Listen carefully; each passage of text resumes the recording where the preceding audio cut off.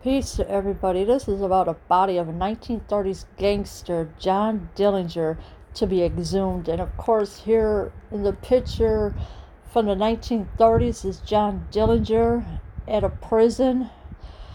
He was one of the notorious gangsters.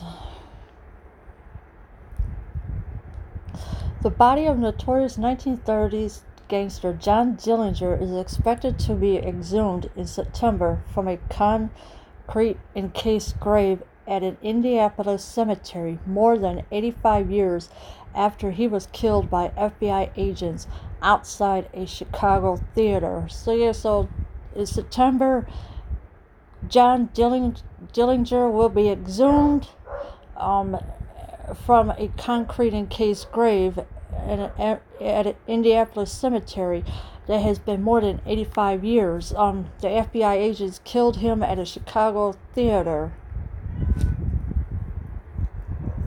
The upcoming exhumation could put to rest conspiracy theories suggesting that the violent criminal, some people considered a folk hero during the height of the Great Depression, isn't even buried in his marked grave. So there's a lot of conspiracy theories going around saying that he could not be buried in his marked grave.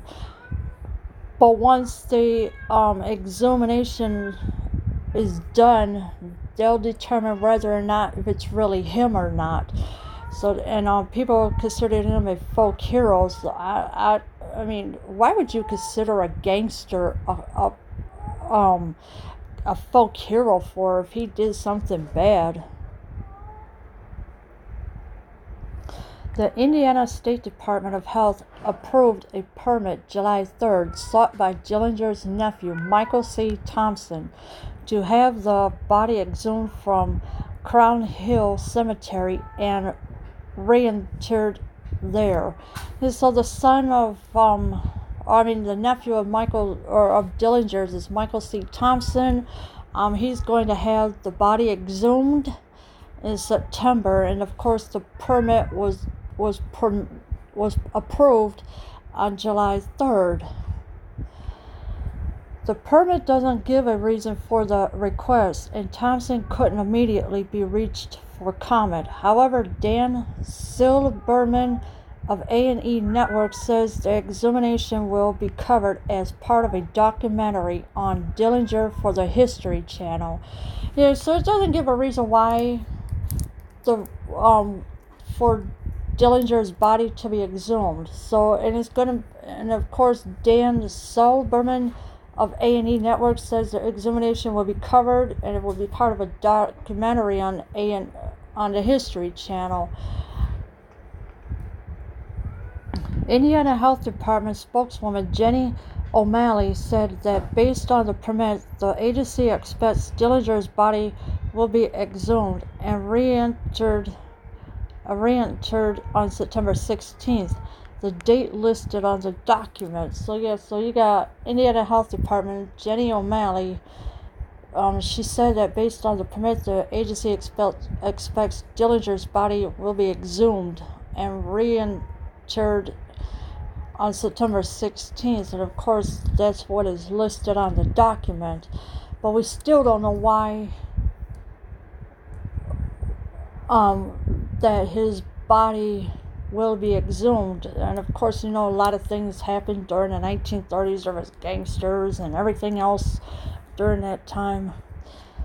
But digging up Dillinger's grave might prove a difficult task because days after his son's funeral, Dillinger's father had the casket reburied under a protective cap of concrete and scrap iron topped by 4 reinforced concrete slabs, said Susan Sutton, a historian with the Indiana Historical Society. So his grave is going to be a difficult task. His casket was reburied under a protective cap of concrete and scrap iron. So it's going to be a difficult task to move everything off of that grave so they can get his body exhumed. And of course, it's hard to do anything when you have concrete and scrap iron on top of it by 4 reinforced concrete slabs. So how they're going to dig it up, I don't know, because this is going to be one difficult task for it to happen. I think they're going to have a hard time getting through that, Sutton said. Yeah, they are going to have a hard time getting through it. But if the right tools are used correctly, they'll dig it up. But this is going to be one tough cookie to crack open. The reason for the concrete encased grave was a thought would be vandals, she said, citing Crown Hill History, Spirit, and Sanctuary, a 2013 book the Historical Society published about the cemetery's history. So there's a history about that, the Crown Hill. And of course, you know, the concrete encased grave was a thought would be vandals, so that's why he was buried the way he is, because of the vandals. They come and destroy graves. They do everything to the graves. The main fear was that someone would come in and dig up the grave and either desecrate the corpse or steal it, Sutton said. The Dillingers had actually been offered money to lend out his body for exhibits, so they were concerned. So his body was offered money to be lent out, and of course, you know, that's not going to happen because, you know, with it being in a grave the way it is, the main fear was that someone would come in and dig up the grave and either desecrate the corpse or steal it. Now, who in their right mind wouldn't want to steal a corpse? Come on. It's all nothing but bones. That's all it is. There's nothing left on there. You got maggots crawling around, worms, everything. She added that she hopes the exhumation ends lingering speculation that Dillinger isn't even buried beneath all that concrete, and confirms his sister's identification of her brother's body. So she's claiming that Dillinger isn't even buried beneath all that concrete. She's speculating, but she's and confirms his sister's identification of her brother's body. So why would she speculate if he's buried under all that mess that he's in? The Indianapolis-born Dillinger was one of America's most notorious criminals. The FBI says Dillinger's gang killed 10 people as they pulled off a bloody string of bank robberies across the Midwest in the 1930s.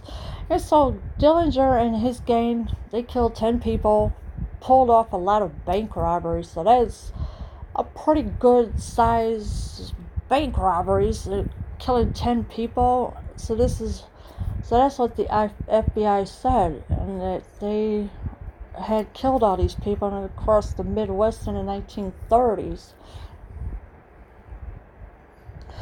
Dillinger was never convicted of murder, and he was considered a folk hero by some during his gang's violent rise amid the Great Depression as banks were failing. Others were limiting withdrawals, and many Americans had lost homes and farms to foreclosure, Sutton said.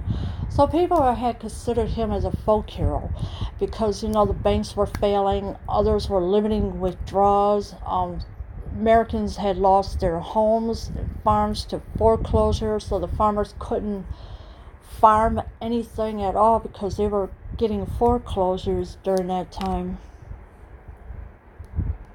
So somebody who had, as maybe people would say now, stuck it to the banker would easily become a folk hero, she said. He would also known by some people to be very polite, even while he was stealing. It's an odd combination. Yeah, it is a very odd combination.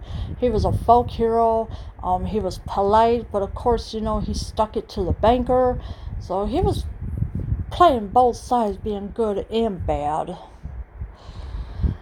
Dillinger was awaiting trial in the slaying of an East Chicago police officer when he escaped from jail in Crown Point, Indiana, in March 1934 with a gun carved out of wood. While on the run, he underwent plastic surgery to alter his face and was said to have tried to remove his fingerprints with acid.